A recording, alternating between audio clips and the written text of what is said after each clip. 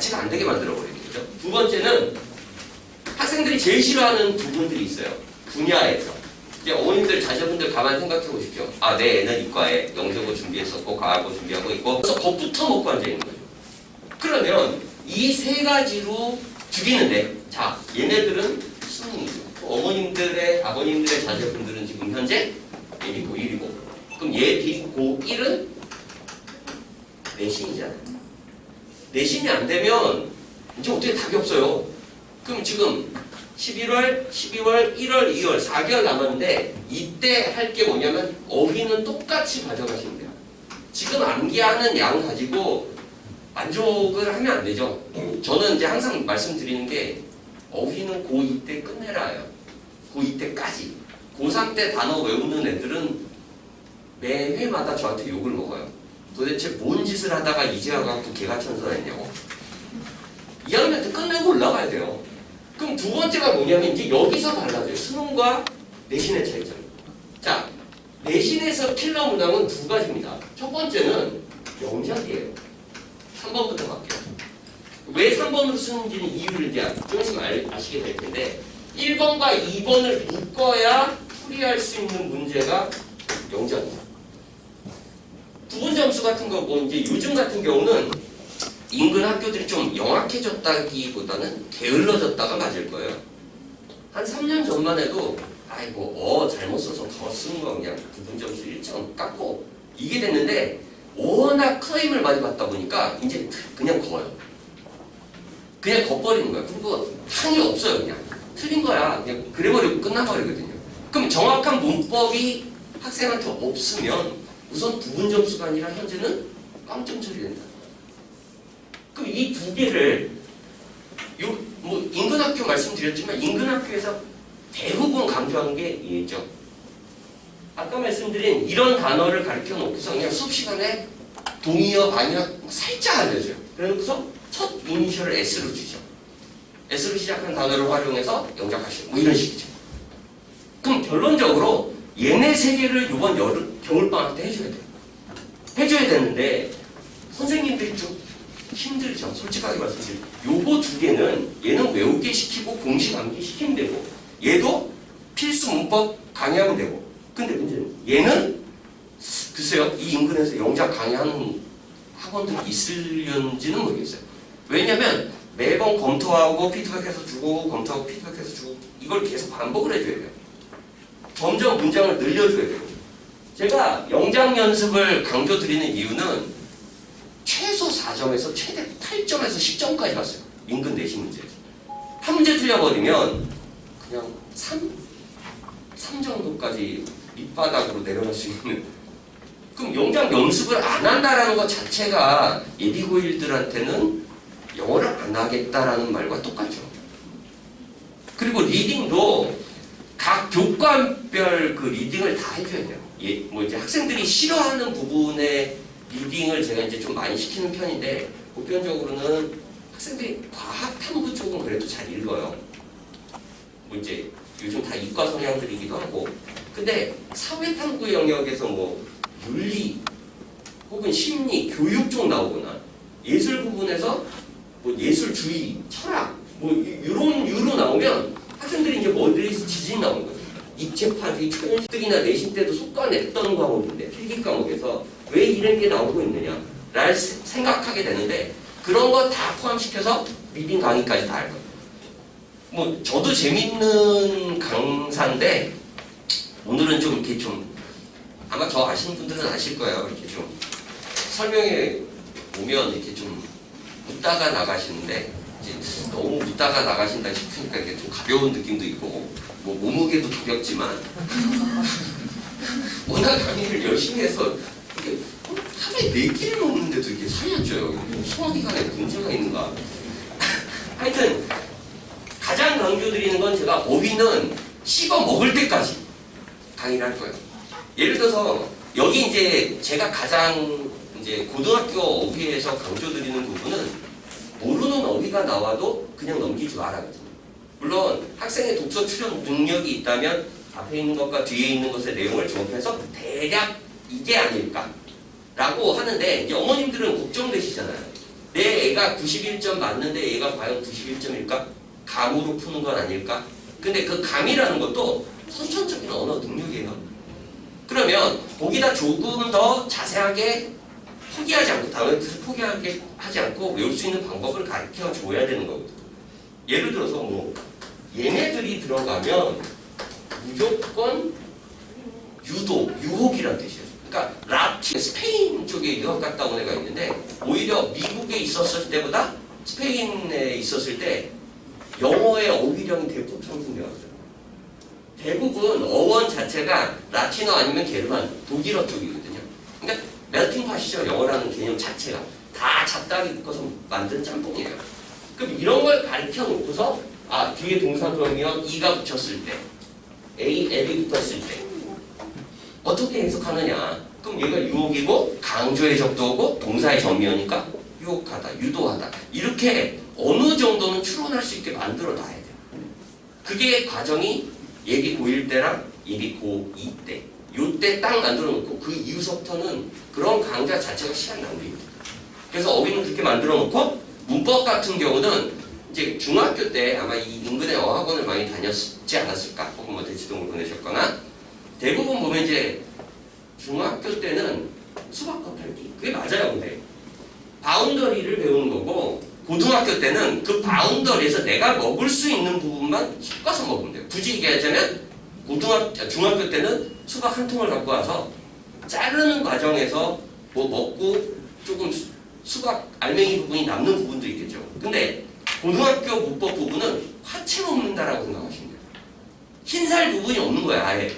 그러면 핵심적인 부분만 먹어야 되는데 대부분 이제 뭐 안 그렇잖아요. 학원이란 개념 자체도 이제 영역제다 보니까 강좌를 늘리죠. 지리하게 늘려버리면 애들이 문법 속에서 우선 힘들어도 하겠고 지겨워도 하겠고 머릿속에서 딱 몰아요. 그러니까 준동사 그러면 이 준동사를 투부정사, 동명사, 분사를 따로 가리키는 게 아니라 한 커리 내에 가르쳐야 돼요. 그래야지 까먹질 않거든요. 그래서 핵심 문법 같은 경우는 보통 8개에서 10개 정도가 돼요. 그러니까 보통 20단원, 저희 이제 제가 보기에는 거의 비슷한 세대가 아닐까 생각을 그러면 저희 때는 영어 교재 2개였지 않습니까? 성문 시리즈와 맨투맨 시리즈 그죠? 그럼 제가 말하는 건 맨투맨 5권 성문 종합을 말하는 게 아니에요. 맨투맨으로 얘기하면 기본 2권짜리 성문으로 얘기하면 기본 1권짜리 그러면 지리하게 그걸 가르칠 필요가 없다는 얘기죠. 딱 요점 정리해 놓고서 그걸 가장 많이 쓰는 빈출도 순서대로 쫙 정리를 해버린대요.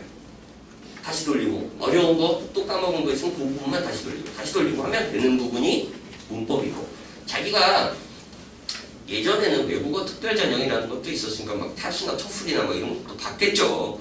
지금은 그 정도까지의 문법을 요구하는 게 내신과 수능이 아니에요. 뭐만? 어휘만은 그 정도 외워야 돼요. 토플급, 탑스급까지 외워주면 뭐 학교에 따라서 디스커션 대회라든가 에세이 대회라든가 나가서 수학 교육을 딸 수도 있고 근데 밑에 거는 자세하게 한다라고 나한테 좋은 게 없어요. 굳이 그냥 치킨 시키면 당 모가지 부분 해도 되는데 굳이 먹을 필요 없는 죄송합니다. 당 모가지 좋으신 분들한테 죄송한데 이제 일반 범인의 입장에서는 가장 먼저 오는 게 닭다리잖아요. 그러면 닭다리 먹고 닭가슴입니다. 닭봉 먹고 날개 먹고 가슴 먹고 이 순위 정상은 아니고 일반적인 순서일 텐데 닭모가지부터 잡는 케이스가 되거든요. 그럼 그런 거 빼고 영작 같은 경우는 이제 어느 정도 그 문법이 10개 정도의 문법이 탑재됐다라고 가정을 하고 영작을 들어가야 되는데 단문, 중문, 국문식으로 어렵게 나가줘야 돼요. 그러니까 나중에 갔을 때는 한 4문장 정도를 쓸 수 있게.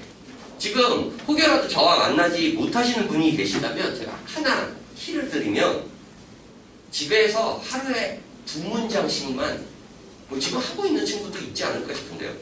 영어 일기가 아니라 특정 them에 대해서 주제에 대해서 2문장씩만 영어로 쓸 수 있게 매일매일. 뭐 예를 들어서 뭐가 있을까요 요즘? 애들이 화천대유는 잘 모를 것 같고 코로나 그러면 자신의 주장을 2문장으로 영어로 쓰는 거예요. 그러니까 계속 연습. 근데 그 2문장을 쓰고 끝내면 안 되죠. 영어 선생님 있으실 거 아니에요. 뭐 과외 선생님이든 학원 선생님이든 점검해달라고 그랬는데 야 이거는 내 소관이 아니잖아 이러면 끊어요. 그냥 안 가르쳐주는 게 욕 나올 뻔했습니다 지금. 해줘야 되는 부분인 거예요. 그러니까 매일매일 2문장씩만 쓰면 돼요. 그럼 그게 영작 연습 내신에서 굉장히 도움을 받아요. 그렇게 해주시면 아마 1학년 때 1학기는 제가 생각하기에 3월 모의고사 때문에 힘들진 않을 거고 5월 중간고사 때든 7월 기말고사 때는 한 번은 울 거거든요. 예, 제가 장담 드릴게요. 그건. 이쪽 동네는 그런 동네예요. 예, 한 번 보편적으로는 3월 달에 5월 달에 많이 죽이는 것 같아요. 중간고사 때 확 죽여놓고 기말고사 열심히 해서 성적 복구해야 돼 뭐 이런 느낌인데 뭐 예외적인 학교는 있죠. 반포거나 상문고 같은 케이스는 등락이 없고 이렇게 약간 유지가 되는 스타일. 그래서 평균적으로 맞춘 스타일이고 이쪽 동네에서 세화나 서초 같은 경우는 한 번은 조금 거의 일례를 들리자면 서초고 2학년 작년 올해 1학기 기말이었나? 중간이었나? 1등급이 82였어요. 영어가. 82면 정상적인 학교에서는 3등급 혹은 4등급 컷이죠. 근데 그게 1등급이었어요. 그래 놓고서 그 다음 기말고사 때 1등급이 91. 그러니까 한 번 죽여놓고 한 번 풀어줘. 이런 스타일이죠. 그럼 한 번 울지 않기 위해서 얘네들을 준비를 해야 돼요. 그리고 앞으로 뭐 다 뉴스 보셔서 아시겠지만 생리부가 더 강화가 되는 추세잖아요. 이제는 영어의 학기 중에는 오로지 내신이에요. 약간 연강 커리 스타일로 보여드리면 3월서부터 6월까지는 딴짓 하지 말고 내시는 거예요. 중간고사 끝나면 바로 부교재 암기 들어가고 기말고사 끝나면 약점 잡고 방학 때죠. 7월달서부터 12월달까지는 다시 내신만 하고 또 약점 잡고 이렇게 가야 돼요. 학기 중에는 다른 데 영어는 신경 안 쓰시면 돼요. 무조건 교과서, 부교재, 어휘, 뭐 교재 학교에서 지급하고 있는 거라든가 학교에서 선정한 어휘, 부교재 이것만 하기에도 버거워요. 중학교 때야 3주? 2주 영어 했으면 됐죠. 예, 고등학교 때는 분량에 2.5배? 2.5배 정도 될 거예요. 못 외워요. 죽어도 못 외웁니다. 외운 애들 있죠. 예, 암기의 신들. 다 외워서 뭐 한 개 틀릴까 말까 하는 애들이 있어요. 그거는 암기 중점으로 내신을 내는 학교. 어느 학교? 반포. 예, 반포고는 토시 하나 안 빼고 다 외우면 제가 보장하는 점수는 93점 이상 보장해요. 그러다 보니까 잘 외우는 애들은 가죠. 근데 잘 외우는 애들이 그 애 하나일까요? 아니죠. 그 잘 외우는 애들끼리도 싸우죠. 토시 하나 갖고 싸우는 게 많고 영어는 굉장히 문항은 수월한 편인데 문항 수가 자체가 많아요. 50분 동안 40문제에서 45문제 풀어 제껴야 되는 게 다른 학교들은 30문제에서 33문제 벌써 10문제 이상 차이가 나죠. 시간은 똑같은데 그러니까 그런 개념들을 지원하는 학교에 맞춰서 제가 이제 커리 보시면 아시겠지만 학교별 시험 문제를 지급을 할 거예요. 제가 여기서 지금 강의한 지가 10년? 네, 10년 됐죠? 그럼 당연히 어떤 선생님이 출제를 하신다만 알면 그 선생님의 선호도까지도 다 파악이 돼요. 기출문제 당연히 다 갖고 있겠죠. 그래서 아마 이제 시작을 하게 되면 대부분 모이면 여기서 아무리 다양하게 모여도 7개 학교예요. 그럴 경우는 거의 없고 거의 이제 모였다, 예비고일반이 모였다 그러면 3개에서 5개 학교거든요. 그러면 얘네들의 주관식 문제만 쫙 기출로 짜집기를 해서 영작 문제 한번 싹 훑고 문법 한번 돌리고 근데 문법 같은 경우는 거의 교과 과정상 거의 비슷하기 때문에 같이 따라가도 될 거예요. 근데 영작을 선호하느냐 어휘를 선호하느냐에 따라서 이제 약간 숙제가 달라질 수도 있겠죠. 이제 그런 부분들은 교재에 따라서 달라질 수 있는 부분이고 14회차로 이제 제가 우선 맞췄어요. 이 이유는 뭐냐면 방학 전까지 14회가 나요. 정확하게. 그래서 이때 말씀드린 배경지식 강의, 문법 강의, 어휘 강의 약간 그 다음에 리딩 맛 좀 보여주고 방학 딱 스타트 되면 이제 굳이 속칭 얘기하는 머리 빡빡 강의 통과 못하면 집에 못 가는 강의가 되겠죠. 좀 이렇게 타이트하게 그러니까 굳이 얘기하자면 11월 4일 날 와서 12월 말일 정도까지는 했다. 그래, 니들 폭풍 속의 눈이죠. 예, 어느 정도 맛좀 봐가면서 바람 살랑살랑 불 때 잘 따라오다가 방학 딱 들어가면 이제 어쩔 수 없어요. 그때부터 고1이거든요. 지금 이제 심각하게 빼야 되는, 진도도 빼야 되고, 뭐 이제 체력도 키워야 되는, 영어적인 체력도 키워야 되는 과정이 될 텐데, 보시면 아시겠지만 이제 기출 강의 쫙 하고요. 자료 주고, 그 다음에 서초 지역, 인근 지역에 있는 이제 3개년이라고 그랬는데, 학생들 하는 거 보고 조금 달라질 수 있어요. 5개년이 될지 6개년이 될지 그건 이제 학생들의 난이도에 따라서 달라질 거고, 말씀드린 대로 문법 같은 경우도 딱 8파트죠. 1에서 8회 맨 밑에 보시면 뭐 준동사, 동사, 시제, 법 뭐 이런 식으로 나와 있을 거예요. 이 8개가 고등학교 1학년에서 4학년에 필수가 됩니다. 다른데 보지 않아도 됩니다. 특히 이제 어머님들 집에 가셔서 자제분들을 영어를 잘하는지를 알 수 있는 방법이 있죠. 팔품사가 뭐니? 라고 이제 뜬금없이 물어봤는데, 관형사? 조사? 이러고 나오면 얘 지금 머리에서 국어랑 영어랑 짬뽕되고 있는 상태예요. 그럼 그런 애들은 뭐냐면 영어를 영어로 받아들이기보다는 영어를 국어로 한번 해석을 했다가 다시 영어로 나가는 거죠. 느릴 수밖에 없어요. 이런 애들이 이제 1학년 말, 2학년 중반 정도 되면 이제 내신 문제든 수동 문제든 분량이 굉장히 길어지고, 그러면 시간 부족이죠. 뻔히 보이는 부분들이기 때문에 우선 8개를 하게 될 거고, 이제 그 다음에 이제 발전 강의 4회차 같은 경우는 이제 수능도 어느 정도 맛을 봐야 되기 때문에 이제 수능과 관련된 스킬들을 이제 외부 애들이 쓰는 스킬들인데, 강의할 때 쓰는 스킬들인데, 그를 이제 정독하기보다는 발췌독을 통해서 문제를 푸는 방법을 많이 가르칠 거예요. 빠르게 치고 나갈 수 있는 방법. 그 다음에 이제 심화 같은 경우는 아까 말씀드린 내신에서 영작, 즉 서술형 문제와 관련된 부분들을 정리를 해서 이제 출제자 의도를 빨리 파악해서 그 문법과 어휘를 써서 영작하는 방식을 강의를 하게 될 거고, 이제 그 14회가 끝나고 나면 이제 어휘가 들어갈 거예요. 여기에 이제 제가 이제 어휘 집어넣은 건 같이 해버릴 거예요. 14회까지. 근데 이게 심화 과정이 아니라 기초 과정이에요. 14회 어휘 과정이라는 게. 뭐 굳이 얘기해드리면 아까 전에 이런 거, 뭐 외우는 방법, 그 다음에 이제 이미지네이션 시키는 방법, 뭐 이런 것들을 강의를 하는 게 같이 이 14회 영작과 독해 과정 플러스 어휘를 같이 가져가게 되는 거고, 방학이 딱 시작한과 동시에 2가지 클래스로 갈라질 거예요. 아, 나는 어휘만 죽이겠다. 어휘반으로 갈라질 거고, 아니다. 난 중학교 때 놀아서 문법과 독해 쪽으로 강화시키겠다.